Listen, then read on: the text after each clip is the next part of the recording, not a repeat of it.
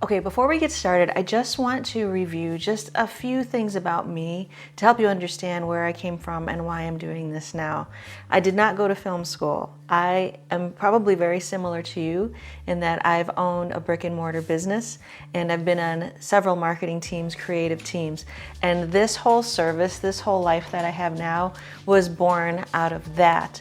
But if you go beyond that, about I don't want to say how many years ago. It was a long time ago. It was before the internet and it was before YouTube, where I had an opportunity. I was in a different industry and I was in an opportunity to be on ESPN. And back then that was such a thrill because television seemed, very mysterious and elusive, and we didn't have all the tools and access to resources that we have now.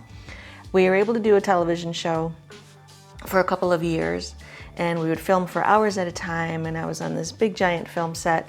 And the reason I share that with you is because before we get into any of this process stuff, the number one thing that I run into with a lot of people that I work with is they feel uncomfortable on camera. They don't want to go on video for any number of reasons.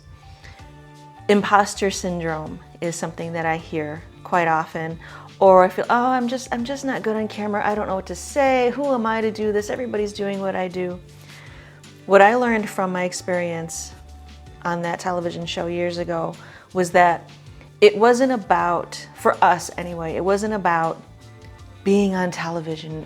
That seemed thrilling, but what we were really doing is we were sharing what we loved. We were sharing our passions. We were sharing what we do every day, and we were focused on the people that we were serving. And that joy and that passion would come out on camera.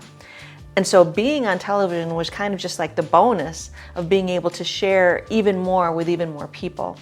So I want to encourage you, if this is something that's new to you, if it feels daunting, if you think, oh gosh, I don't know if I can do this, keep thinking about and focusing on what you do every day in your business. Or if you're on a marketing team and you're helping one of the leaders on that team to be on camera more. We're just focusing on what we do to serve people every day. We're focused on the people that need what we have to offer. People want to hear your voice, they want to see your face, and you have something of value to share. So if we're constantly thinking about or picturing who we're talking to beyond the camera, that will help you get over any obstacles most of the time. And so, there are tricks that we can do, some strategies we can use to help that process. But I wanted to address this whole idea of not having camera confidence or imposter syndrome. I wanted to address that right up front to just emphasize that we're all in this together. We're doing this together. You have support and you have a cheerleader in me. And so I hope that really helps you as you go through the process, because once you sit down in front of the camera, the weird thoughts start to come. And so I just want to bring you back to center and remember why you're doing this, who you're doing this for, what is the big picture, and that you're not alone. So I hope that helps, and I'll see you in the next section.